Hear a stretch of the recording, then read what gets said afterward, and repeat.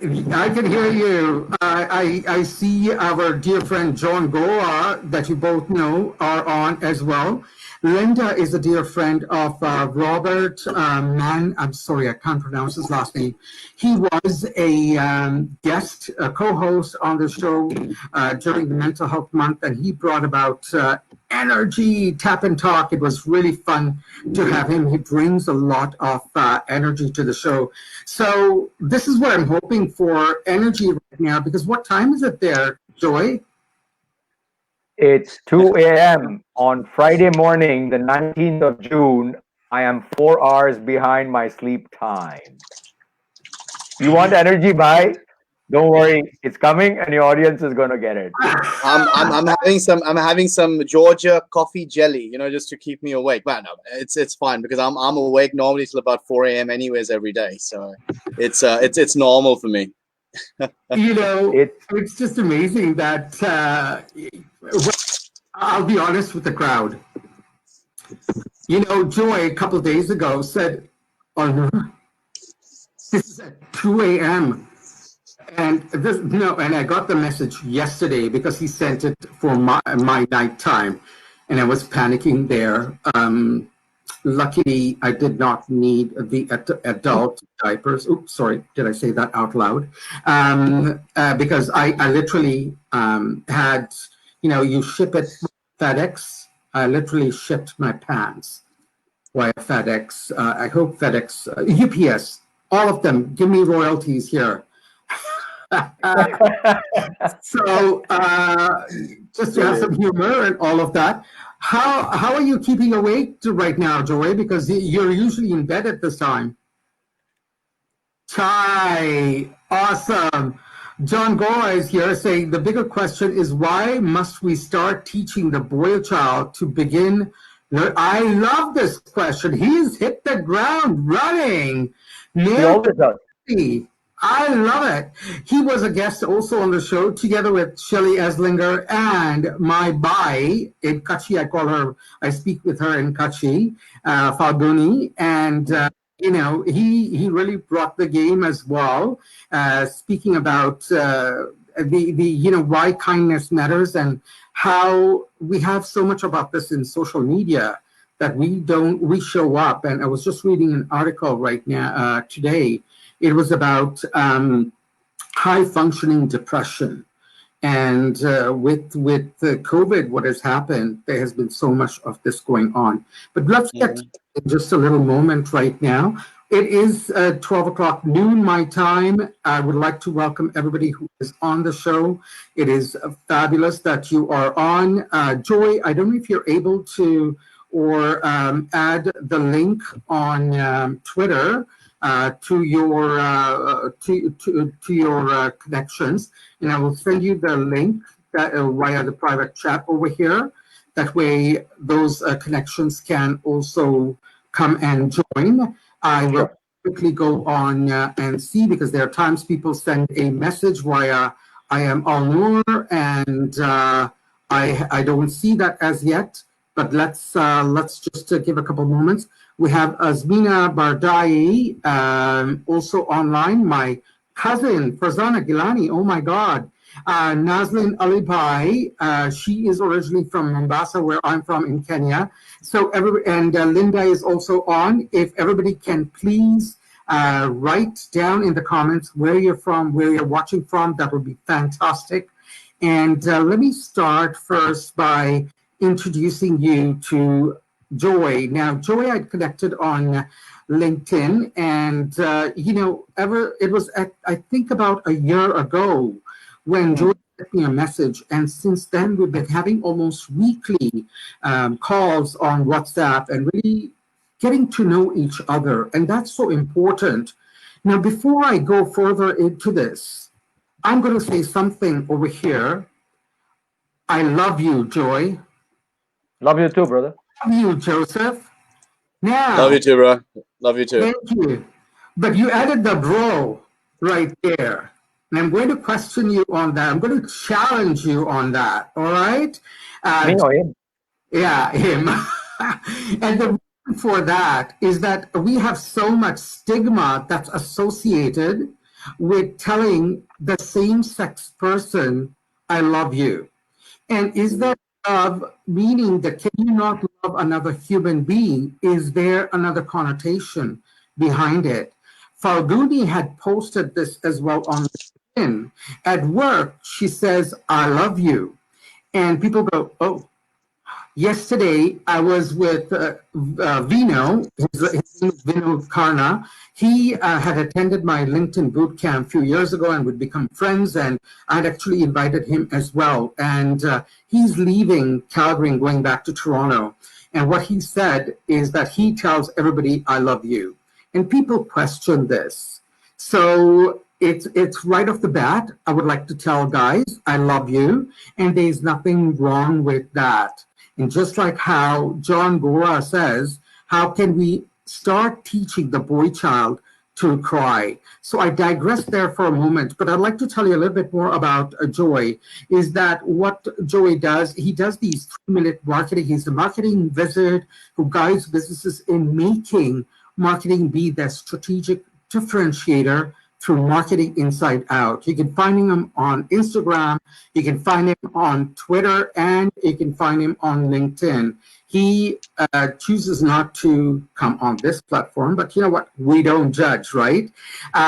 What Joy does is that he has these really insightful messages that he brings about a very human and simple approach to business. And that is what we are lacking over here, is the emotional intelligence that lots of leaders feel that they need to, you know, be the authoritative leader and not be a servant leader.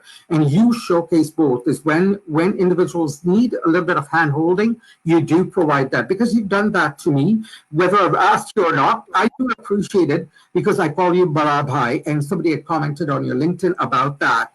He can, his social media, both for LinkedIn and Twitter, is at Joy Abdullah. And he will share a little bit more about himself in just a moment. Now, Joseph or Youssef is another amazing individual who has a huge following on LinkedIn. They both have their LinkedIn live show, which is Create the Edge, where they bring in individuals from all over the world with different leadership qualities, with different marketing, and they all have conversations just like how I'm having over here. And what he does is he likes to provide the human CRM. He likes to make disruption innovative. And what he does that by is how to and by with the edge, which is empathizing with the team, defining the brand and business people, galvanizing and empowering the team, as well as educating clients. And where he gets the create from is that, you know, connecting with the clients, relating to the actual needs, engaging, taking necessary action. So digress here, this is about taking action. Too often we're creating awareness that, you know what, we need to be able to embrace all aspects of masculinity, and that is what Joseph does on the business side as well. Stay abreast with transformation and embrace change. I love that. Welcome to the show, guys. It's such an honor to have you both here. Would you like to just say a few words to our viewers? Youssef, you first. Joy, please go ahead. I knew it's going to come my way. Bye. Yeah. First and foremost, thank you for having us as the co-host at The Edge, and having us also as bhais and brothers. It's a pleasure to be here. And from my side personally, I'm delighted at this opportunity, Alnur, that you've provided to talk on a subject that bridges home and workplace. I put it up on my LinkedIn post for those who are interested. You can see the post on today's topic, and you'll get where the dots connect. And as we discuss further, I'm happy to talk on that. Thank you so much, Alnur. It is such a pleasure. And we have also Linda, she's on LinkedIn. Please connect with both Joy and Joseph.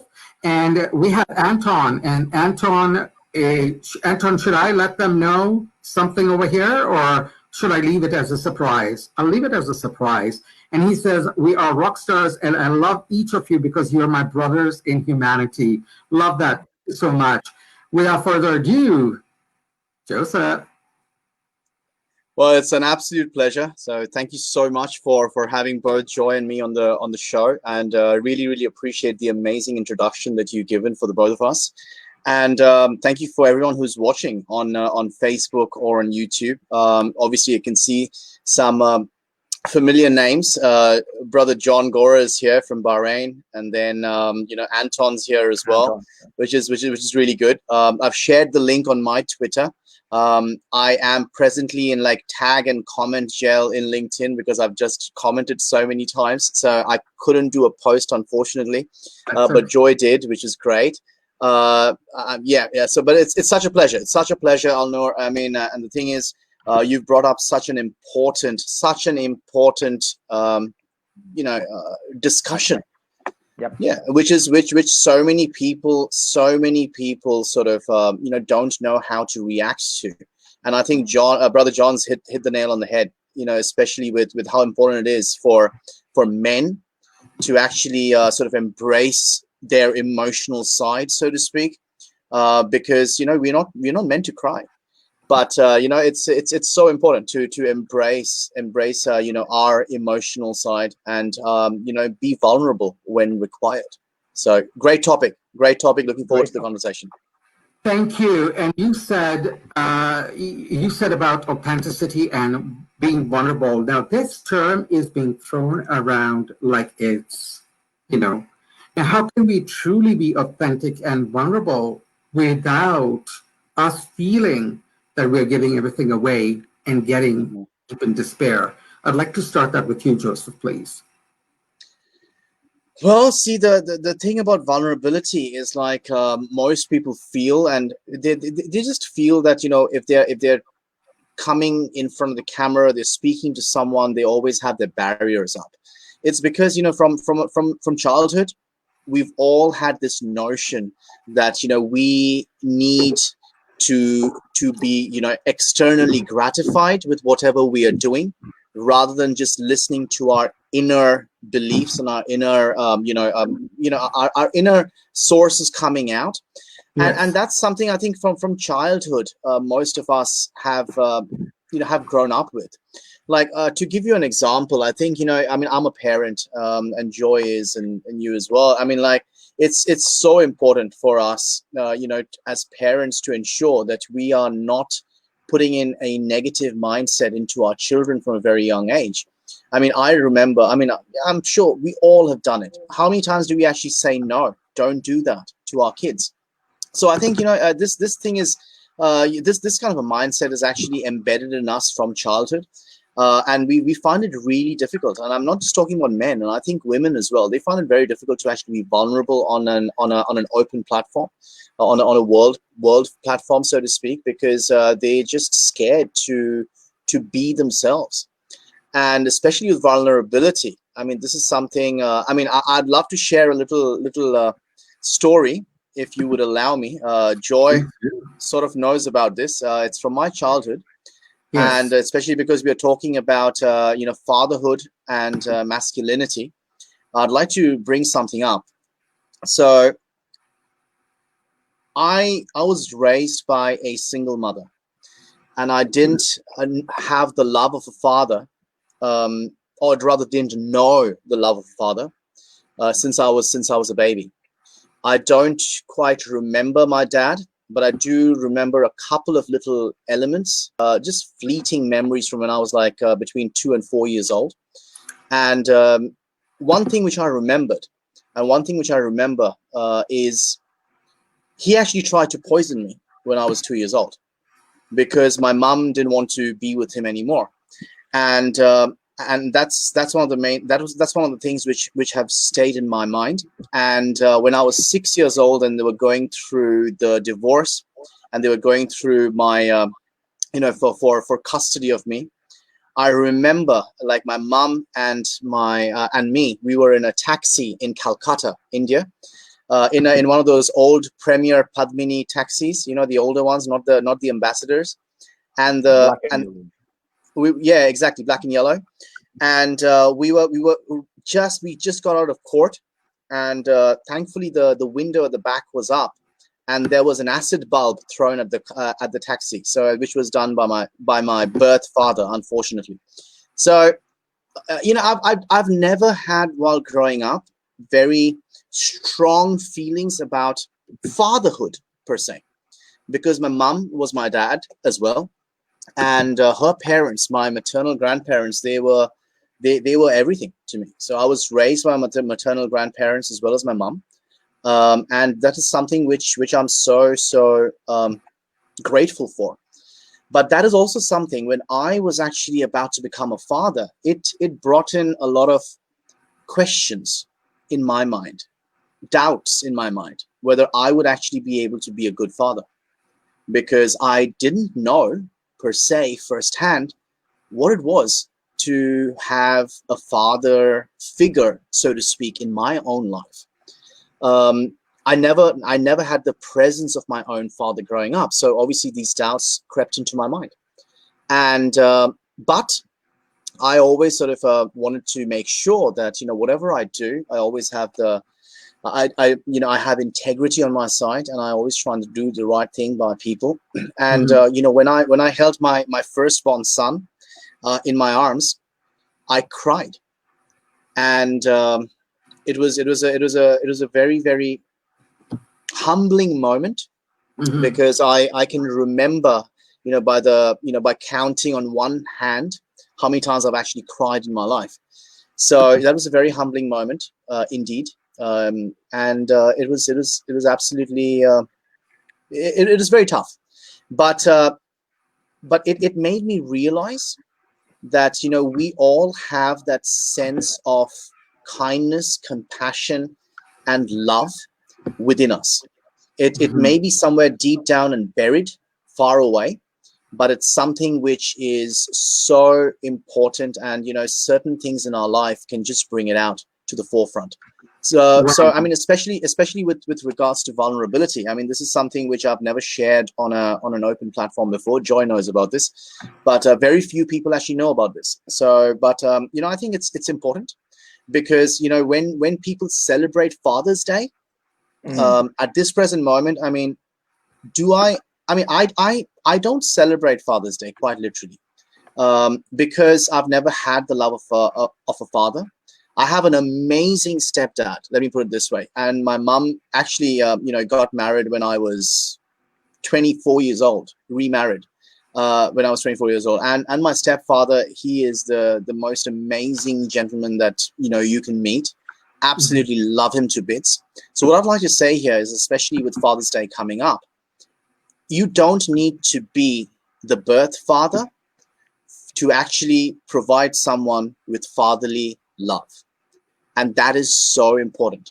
You can be a stepdad, you can be a grandfather, you can be even a father figure as a friend, right? I mean, Joy, he's like my elder brother, but sometimes, when I have some heart-to-heart conversations with him, I actually sort of look up to him like a bit of a father figure.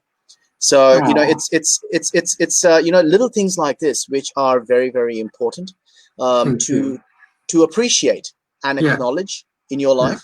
So the only way you can do it is if you actually go within and bring out your vulnerability and literally squash them under your feet.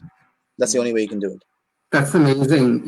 I really appreciate for you to be open, honest, and really sharing that. That takes a lot of courage. You showed up, you were brave, and you stepped up. And so this is an ode to you there, Joy, that he also looks at you as a father figure. And what can you add to that? And my question to you is also, have you ever felt that you were not feeling safe as a father in your life? Yes, the answer to that is yes. And I'm going to share something that, again, Joseph being like my brother, I mean, we're unfortunately too close as two guys. That's why I say I love him the way I love you. He knows, the world doesn't. It's not something that's on the public domain, but I'll share it. You asked, as a father, have I felt unsafe? Yes, I have. Many years ago, I was married for a long time. I went through a divorce. There was a period leading up to the divorce that left me feeling unsafe because I already had two children. They were very young. They're very big now, and they're in Germany. They're doing very good. I love them to bits, and I'm grateful I have their love. But there's two things in play here. One, all through bringing as a father, I remembered one person, which is a reverse of what Yusuf's gone through. I remembered my father. My father's always had and always will have, till I sort of go 6 feet under, a profound impact on my entire life. From the time I've opened my eyes and I have my memories, it's been dad. And it's been dad all the way through till one fine day, there's no dad. So it was like a big oak tree just going away because my father literally died on my lap one fine morning going to work. I have seen that man, and I had groomed myself on the shadows of that man, right? To me, this was the person who represented masculinity. This was the person who represented leadership. This was the person who represented fatherhood. This was the person who represented how to be a gentleman, a British gentleman, old-fashioned I'm talking about, okay? How do you wear a suit? When you wear a three-piece and you wear a fob watch, a pocket watch, you don't wear it on your trouser, you wear it inside your vest. I'm particularly sharing this because that's how deep I was with my dad. I was the eldest in the family. So when it came to my family, there was one thing always in my head, which was, I've got to make sure that the children remember this because this is what they will take forward. So we went through a period, I went through a period where I had to watch what I'm going to say because I was getting a lot of, not abuse, but close to abuse. It's a lot of a situation where you don't know what to do because you've got kids who are able to hear you. You don't want to use the wrong words because they're impressionable, 8 years and 3-4 years, very impressionable. And so, I went through that period. But to bring it back to point, I realized that was the time I actually realized and I started getting in touch with my insides. Till then, one of the flip sides of my father had been, I was very stoic. I never saw my dad cry. Never, ever, ever, ever. I don't remember. I lost my dad, I was about Youssef's age, 35, 36, right? And I don't remember in those 30 odd years seeing him cry. Grandfathers had passed away, grandmoms had passed away, uncles had passed away, other losses had happened. I just saw a very stoic person that it's like, you can hit him with a hurricane, you can hit him with an avalanche, boom, everything rock solid, absolutely. Mm-hmm. And that was me till it came to this point where when he passed away, and then in years following that, I landed into this, first him going was a big shock, which I think I didn't grieve properly. And then years later, I landed into this scenario where everything that was sanctimonious and thing about the marriage that one had been conditioned, it's an institution, kids are important, need to make up and carry on because of the kids, etc., etc. That's when I started realizing that there's a joy inside. There's a joy outside, there's a joy inside. Love that. How do I connect with the joy inside? I asked myself literally that, and that's the journey. Which I'm not a born Muslim, by the way. I'm a revert. It took me on a journey. It brought me onto this, and it brought me a lot of life lessons. So, learned it. Today, I'm blessed because I've been given another chance in life. Is how I look at it, to take the learnings I had then and use it. And it's been 13, 14 years down the line, and I'm just blessed. There are what normally we'll call hardships, and we've spoken and everything. So it happens, but Thank you. beauty is you're safe. And if I may just add one thing, today the purpose is, when I talk about humanizing business and I talk about be human in your communication, in your marketing, the essence is coming from there. Your home is your kingdom, is your best safety place for a child, for an adult. Your home is where you do not expect anything to come from the back, front, top. it's absolutely secure, right? You can be you, and you can, say, do whatever you want, wear whatever you want, etc. Thank If you. you're able to replace that into the workplace, you'll see employee engagement shoot through the roof. Sorry, I took up extra No, airtime. Carry on. I really like that. And that's what I wanted to come back to you, because you'd said this earlier as well. And this is about, you can connect the dots looking back. You can't connect the dots looking forward. And there are so many of those lessons that you've taken. And you really, is something that I've been going through as well, is that I've had traumas, PTSD from my childhood that I was carrying. And I was using that as my crutch, as something that is, the stories, the lens that I used to view the world. And it is that importance piece that you talked about, is going inside. The joy is inside. Too often we look for happiness on the outside. And so even with the knees that are inflamed, even with all the pain that's happening, I've been going for walks, and I created a Insta story, and I posted that on as a Facebook story as well. Is 3 days, 3 different outfits. I didn't go change in the car and come out and start wearing another one, because that's what, a couple of years ago, I used to post a lot of hiking pictures, and they said, "What? You just went back into the car, changed the clothes." The thing about this is that the whole perspective shifts, is Right. that we go inside. And that is the thing that you spoke about. And we talk about, if you're not a religious person, that's okay. I find I'm more spiritual, and going out in nature, the pains go away. And I will be delivering a webinar on weight loss and mental health, and how we need to be able to embrace all of this, to take changes, and walking, but it's with the community, and that's what you've done.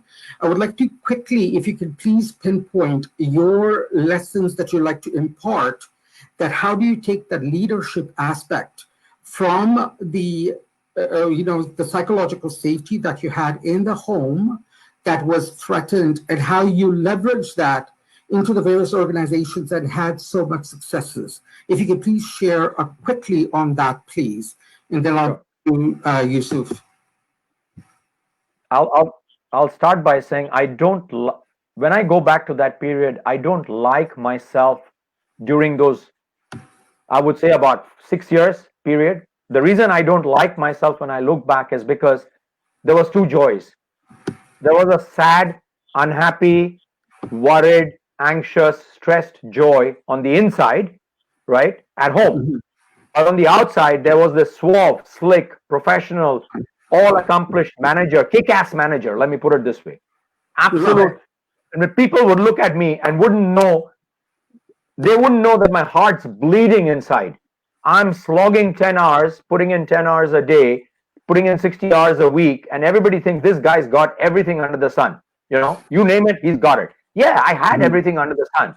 What I didn't have, a word called fulfillment, also known as satisfaction, and finally known as happiness, right? So that was then. How did I take that back is, there was a point in time when the person who's my wife, is my best friend and my soulmate, actually made me realize and found that, hey, you can build something from within yourself. And that touched me. That really went home so very strong that, what do you mean you can do it? And cut to today, I finished a corporate career 2.5, nearly 3 years ago in January 2018. And with the help of Youssef over here, actually ventured forth in going into entrepreneurship. And it's not been easy. I won't say it's been easy, but that's the safety. That's the psychological safety at home. It's provided you that space to say, go ahead and grow. So why I'm giving these 3 points in time is, there was a point when I had a dual personality and a dual behavior, when I didn't know how to manage myself. Second part was, I arrived at a point where I started learning, how do I go inside? And I'll be very honest, it's nothing to do so much religion or everything, but it's basically discipline to understand you have a mental faculty. The mental faculty has something called emotions. acknowledge those emotions, like you said, mentioned. Love it. And as John pointed out, I've cried. I've actually come to a point where I've cried to my wife and said, I'm stressed and I'm sorry, I'm crying. And all she said is, just let it out. It's okay. I'm there. I don't sit in judgment. And you want me to say something, I'll say it. But otherwise, I think you're just taking it out. And I've gone through and still have certain hardships that I wouldn't wish on anybody in the world. Okay. And I'm sorry, but those are a little too private, barring Youssef, who knows it, to share on social media. But sometimes those hardships really not just break you down to your knees. They make you land face flat. You land on your chin on the ground, thud, like that. And you cry. But let's just ask ourselves over here, for those who have cried, that minute after your crying stops, whichever way you cry, deep cry, retching cry, small cry, whatever, but the minute after it stops, this whole area, it suddenly feels light, empty, and very, very clean, if I may use that word. That's how I feel. All right. So if you are feeling unsafe, one, find somebody or somewhere who gives you that feeling of safety. Two, take it out. Some people talk, some people cry, some people shout, some people rant, 25 years ago, I would be punching the sandbag. And that's a good do. Yeah, I used to punch that sandbag and punch my fist through glass windows in my dorm and in university, not out of emotion of wanting to cry, but the reverse, anger, frustration. Not being able to recognize my emotion used to drive me. All right. So that's my 2 cents. You touched on so many different points, and so often we don't acknowledge our emotions. And what I'd like to say to men is lean in, because what we've grown up with, I know growing up in Kenya, with Indian ancestry, a little bit of African ancestry, but all along we were taught men do not cry. And I cry too. And I'm going to ask this to you, Youssef, is that have your kids watched you cry? Is this something that you find is okay for you to do without any, feelings like, oh my gosh, I shouldn't? Because let's get this. I'm speaking from my background, as well as Joy has alluded to this, is that, and John, our friend, talked about crying and teaching our boys that it is good to cry. Now, what are your thoughts around this? Because I'd also like to share is that if you have somebody supportive with you, whoever you're with, and saying, yes, boys can cry, but yet we are still finding that stigma. Do you understand where I'm going, Youssef? Yeah, I do. And well, yeah. Mm-hmm. Go ahead. To answer your question, I haven't actually cried in front of my kids. I haven't. Okay. I've made it a very, very conscious effort not to, because I've always tried to put up that that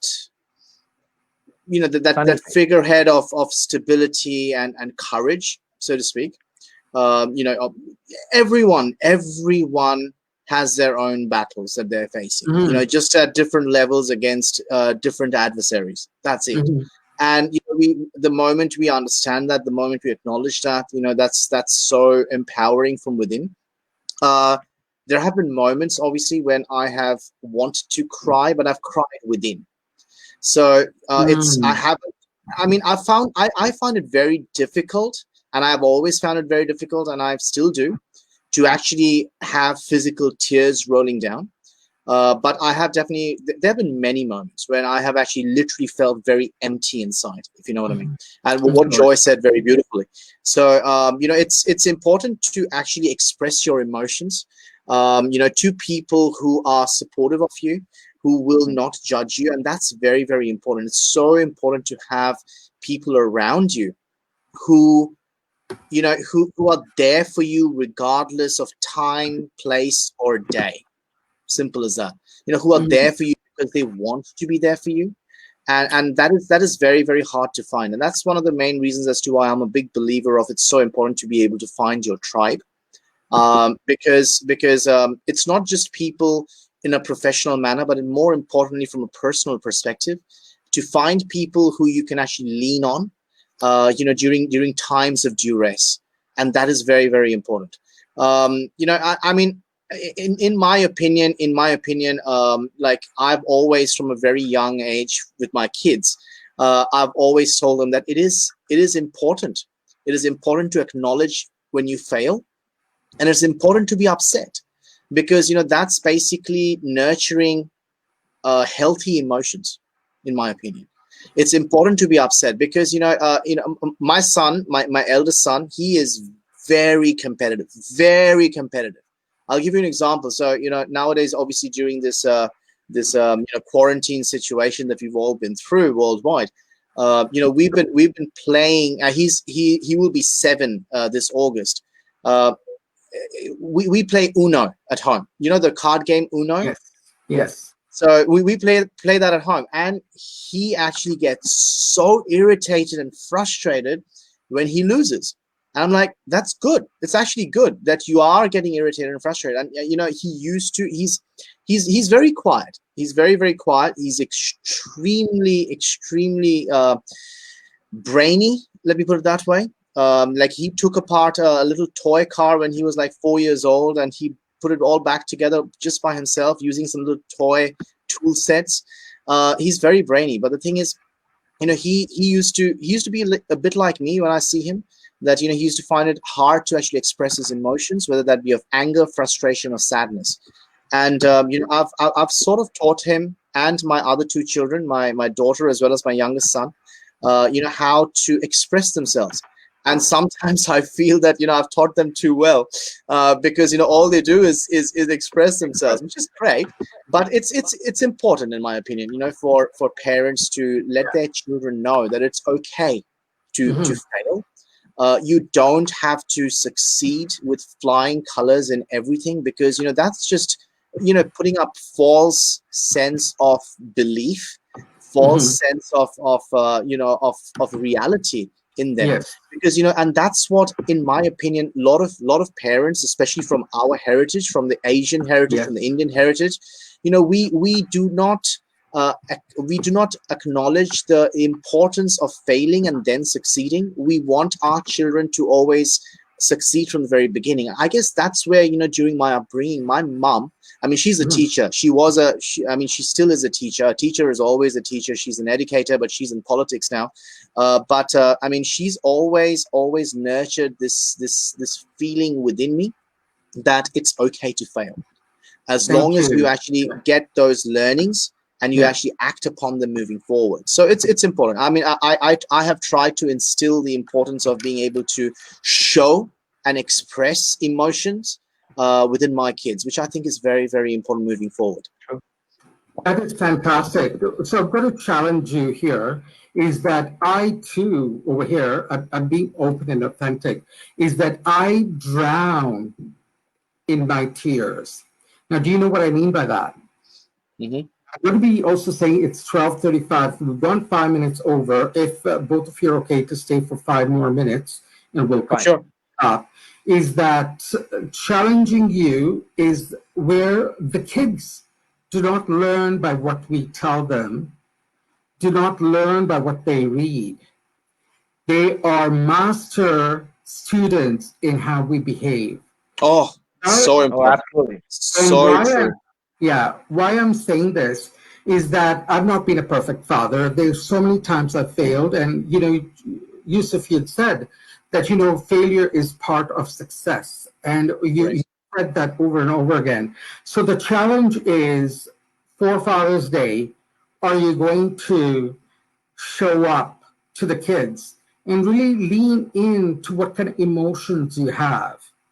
And this is not only for you, this is for all fathers out there, because what we're finding with mental health crisis with all of that that's going on is men will be men, women will be women, girls will be girls, boys wear blue, girls wear pink. Oh my gosh, you had no idea the kind of hatred I got when I had my older son, when he was little, 2 years, and had bought these polo shirts from Gap. And I love fashion, so I would make him wear. I put on two polo shirts. The outside was pink with stripes of green, blue, white, and all of that. And similar kind of color of those opposite ones would be an inside solid shirt. I would pop the collars and I take to mosque. And we had those uncles and aunties where we respect and say yes and bow down to, taunting and said, and I'll speak in Kachi, and I think Joy understand a little bit of this. But I'll turn to Marathi, and I won't even try Hindi, but that's I know you do that. Is Nartho chokre ke hero peraye baap hero and chokre ke hero perno, like father, like son. No, not really like father, like son. Look at this. He's a father, and the son like that. And do clothes make the person? Interesting if that is what they're viewing this, right? And so that is the thing that I'm coming with. And to John's point, is teaching our boys that it's okay to cry. And I'm also going to be open over here and honest that right now, in the space I am in, there is a difference of opinion because my wife grew up in China during the Cultural Revolution time. It was very hard times, and they are regimented in the way they were, and I also was seen as a misfit because I would be open to express my emotions, and I was ridiculed, and I was told that, oh, look at this gay guy and all of that. Now, does that make a person into that sexual orientation? This is not where the talk is. This is looking at psychological safety, how we are seeing people not only for who they are, how they are living in their homes, and how they are showing up. And both of you have been leaders showing up. And how do we move that needle forward is not only with the awareness, but to really step up and show our kids that it's okay to show up. It's okay to lean into your emotions. And this is the way we're going to empower them and reduce that mental health tsunami that's going to be coming as well. Any final words you would like to share around this, please? If I may, Alnor, I'd like to take a minute to share a perspective on this, on the psychological aspect of onto children. I think, and this is literally coming on the back of the last 3 years, and it's coming on a whole lot of discussions around the COVID period, and as we're coming out of the COVID period. So the first thing first is, irrespective of from where we are, what ethnicity we are, what cultural background we are globally, there is a conditioning that each one of us 7.6 billion individuals called human beings in the globe have, which is where there's a whole set of books and industry and everything written. The moment I see you, before you give me your name, I've seen a picture. In the first 3 seconds, my brain has already stereotyped and created an impression, and that impression drives my perception when you come and meet me and shake my hand. So if I've already decided, sorry, with all due respect, you're gay or this or that and everything, the rest of my thinking is already clouded, if I may use that word, in my behavior towards you, till a point where your body, your mind picks up the body language, picks up the tonality in the language and says, uh-oh, there's a little bit of iffiness here, not comfortable. Okay, one part, please hold it. The second part is, if that's how we are in our roles as son, friend, girlfriend, father, whatever role, leader, manager, you put on the hat that you choose. Can you imagine that when the basic itself is not whole, then you're actually dishing out from something that doesn't refill itself? So to use a phrase that Joseph loves sharing, if your cup is empty, you can't pour. And the best part is you don't even know your freaking cup is empty. I just drank from it a couple of seconds ago, didn't realize it's empty. So I can share that. Now, the point I'm trying to make between these 2 points is, I think it's not, if you're a parent, and there are lots of people out there who are partners who are not parents, but you're a human being, and Yusuf's a human being, Alnur, you're a human being, we are interacting.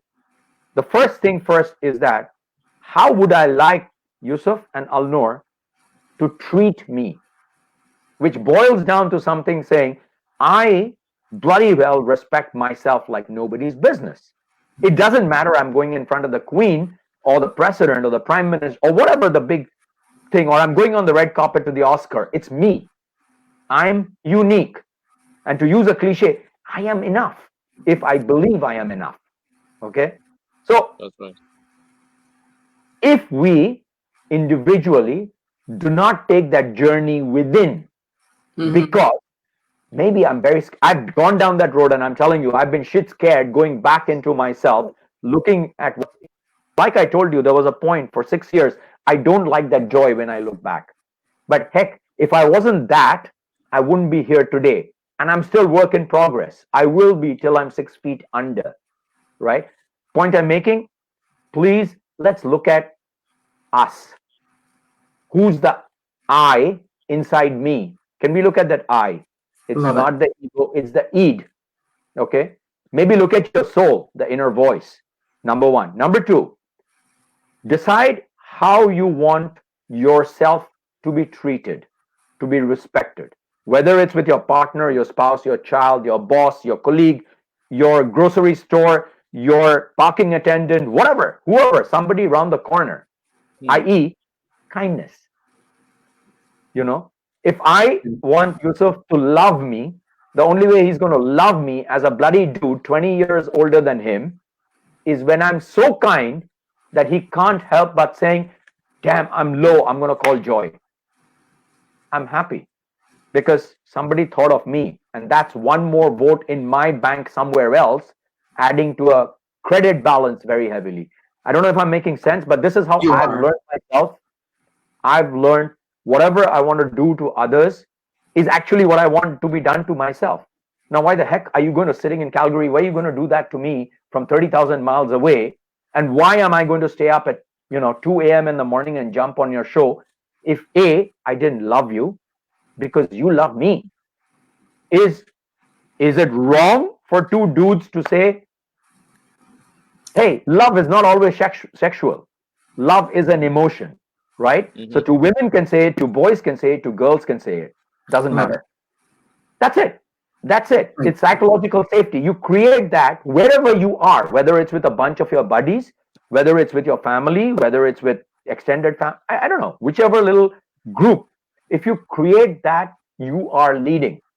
And then it'll take me away into a space of being authentic and vulnerable. But, we've got associations with these words, these adjectives. If we can just step away from those associations and literally look at what does vulnerable mean? Opening yourself up. There's nothing in that definition which says, oh, somebody's going to use it, somebody's going to poke into you, somebody's going to shoot you. Yes. That's the military definition. But emotionally, just open up. You'll find millions of people out there. I will just add this little piece is that I can understand some people will not be able to reach deep in because they've had a lot of trauma that's happened. So I hold space for them. And I am also going to say that I reach out for help. There's nothing wrong in reaching out for help. Now, this is leading into that. But what are some of the final parting words you would like to share, Youssef, around this topic? Well, see, I think Joy has actually covered most of the things which comes to mind immediately.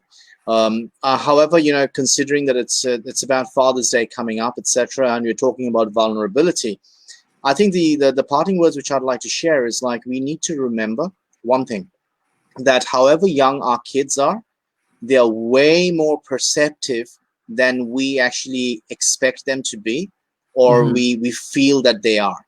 So, there have been times when I've been really down in the dumps, like mentally, due to a lot of different stresses and strains. And I've had my 2 older children come up to me and hug me and say, "Daddy, it's going to be okay." That's it. And I was like, wow. I mean, seriously, you're like, you're like 6 years old and you're 4 years old. And they're way more perceptive. I think, in my opinion, what happens is, like, as we grow older, as Joy very nicely mentioned, that, our mindset is clouded by the negativity that is forced upon us through society. We lose our sense of being perceptive to others around us, and we just in essence, we just feel that it's our way or the highway on many occasions, and we just want to always be right. And we don't give the benefit of the doubt to other people. But, especially in children, I think their innocence, and that, obviously, to a certain extent as compared to adults, their minds have not yet been adulterated, so to speak. Yes. They are simply brilliant at being able to pick up signals which you don't even know that you're letting off, in my opinion. So I think it's very, very important. In my opinion, especially if you're a father, speaking to all men out there, is that, just be you with your kids, and they will love you even more, rather than just, trying to build up a wall of, solidity and courage. Try and be more vulnerable, and try to build that closer relation with your children, which is something which will definitely, be more fulfilling in the long run for yourself as well. I love that. Love you. Just be you, and your kids will love you for it. That's absolutely brilliant. Thank you so much for sharing that.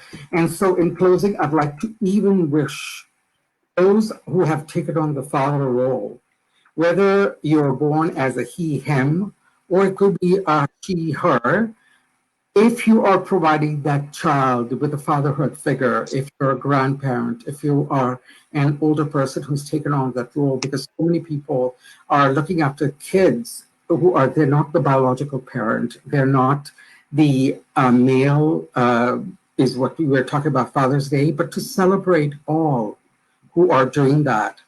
I thank you ever so much, both of the guys here, for having a chai with Al-Nur and talking about things that are uncomfortable, because I'd like to share how I can bring light into career and life journeys. I'm here. Reach out to me if you'd like to need a keynote speaker, virtual keynote speaker. If you need to have a webinar host, I am here for you. I'd love to do those things. Thank you so much once again. It has been a pleasure. Have a great day. Thank you. And next week, I'll be having another person. We're going to be still talking about safety. And this is going to be a great thing for you to check into, because it's going to be how you can look inside. And we'll see you next week for another try. Over and out. Take care. Thank you. Thank you, Al-Nur. Bye. Thank you, Al-Nur. Pleasure.